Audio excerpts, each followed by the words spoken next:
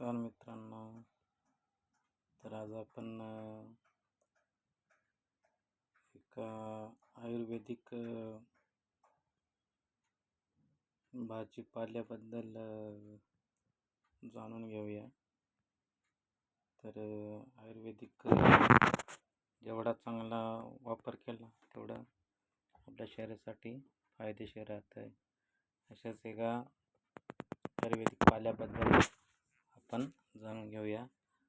तुम्ही बघू शकता व्हिडिओमध्ये आहे शेवग्याचा झाडाचा पाला.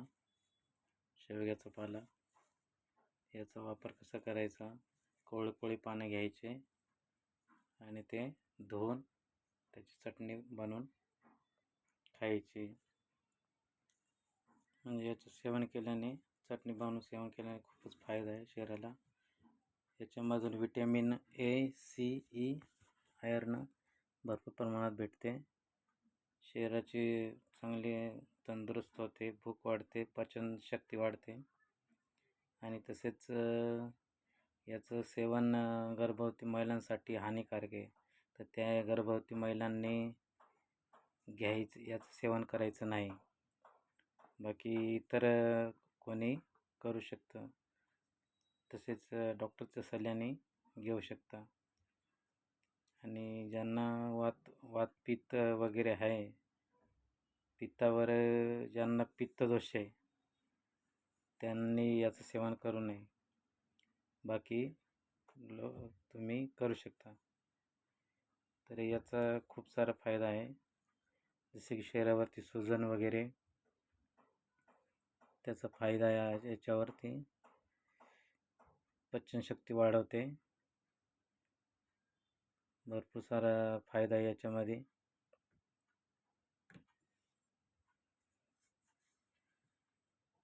तर सगळ्यात महत्त्वाचं म्हणजे ज्याला पित्तदोष आहे आणि गर्भवती महिला यांनी याचं सेवन करायचं नाही. ओके. याचा पाल्याचा भरपूर असा फायदा आहे. तर बघा, उपयोग करून फायदा झाला तर कमेंटमध्ये तुम्ही सांगू शकता. तसेच व्हिडिओ आवडला तर लाईक करा, शेअर करा, सबस्क्राईब करा. नवीन माहितीसाठी सबस्क्राईब करा, म्हणजे पुढची माहिती तुम्हाला मिळून जाईल. तर खूप सारा चांगला फायदा आहे, तुम्ही बघू शकता. याला हिंदीमध्ये सहजन म्हणतात.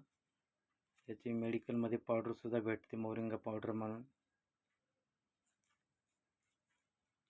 तर ज्याला पित्ताचा दोष आहे त्यांनी याचं नाही सेवन करायचंच नाही, कारण हे थोडं गरम राहतं आहे. त्याच्यामुळं